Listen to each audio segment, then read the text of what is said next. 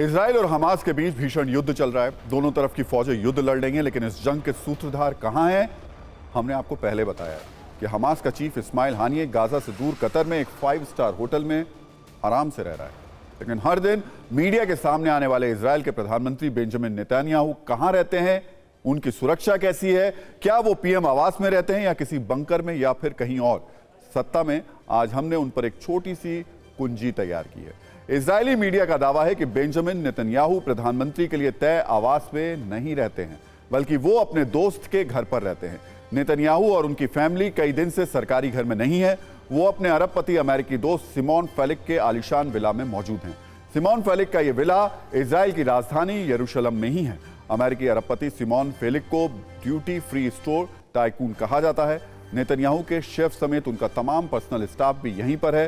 हालांकि इजरायली संविधान और कानून इसकी कतई इजाजत नहीं देते। इजरायली मीडिया का दावा है कि बेंजामिन नेतन्याहू वर्ष 2021 में और इसके बाद इस वर्ष जनवरी में भी सिमोन के इसी बंगले में काफी वक्त तक रहे थे। इसके बाद अब फिर से वो अपनी पत्नी के साथ यहीं पर रह रहे हैं। यह भी दावा किया गया कि नेतन्याहू का आधिकारिक आवास आजा स्ट्रीट यरूशलेम में है और वहां आम दिनों की तरह अब भी रोज साफ सफाई और दूसरे काम किए जा रहे हैं। हालांकि इस वक्त वो खाली है, वहां पर कोई रहता नहीं है। इजरायली प्रधानमंत्री के इस तरह चुपचाप यरूशलेम के एक प्राइवेट विला में रहने पर सवाल उठ रहे हैं। सवाल इसलिए भी उठ रहे हैं क्योंकि 7 अक्टूबर को इजराइल पर हमास के हमले के बाद सिर्फ गाजा में ही लाखों लोग बेघर नहीं हुए, बल्कि इजराइल में भी हजारों लोगों को गाजा और लेबनान से लगने वाले बॉर्डर पर मौजूद अपने आशियानों को छोड़ना पड़ा। अब वे सरकार के बनाए शेल्टर होम्स या रिश्तेदारों के अपने घर पर रह रहे हैं। ऐसे में नेतन्याहू अपना सुरक्षित सरकारी घर छोड़कर आलीशान विला में क्यों रह रहे हैं? वैसे इजराइल के कानून के मुताबिक बेंजामिन नेतन्याहू सरकारी ओहदे पर रहते हुए किसी और की पर्सनल प्रॉपर्टी का इस्तेमाल नहीं कर सकते। इसके लिए बाकायदा कानून है और नेतन्याहू इसका उल्लंघन कर रहे हैं।